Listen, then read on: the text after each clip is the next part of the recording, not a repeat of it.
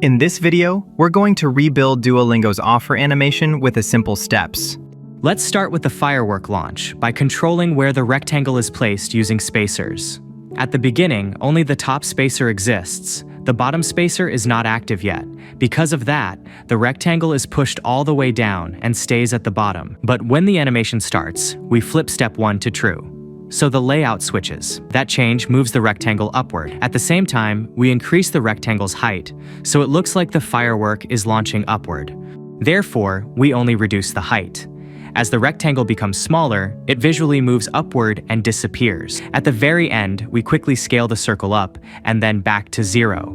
This gives a short explosion effect, then it disappears. This part follows the exact same idea as the firework launch, but rotated horizontally.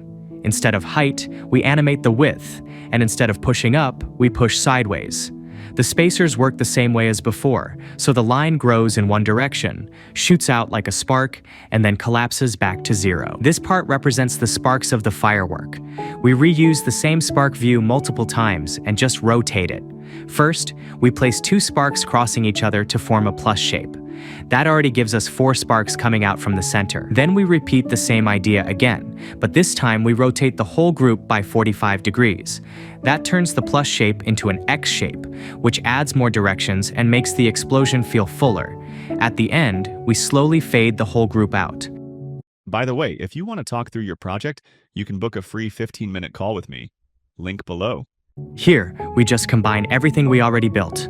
The launch animation and the spark explosion are placed on top of each other and triggered with the same delay. Here we're not adding new logic, we're just placing multiple fireworks around the screen. Every firework is the same component, but each one has its own position, scale, and delay. And one more thing. If you like this animation, you should watch this next.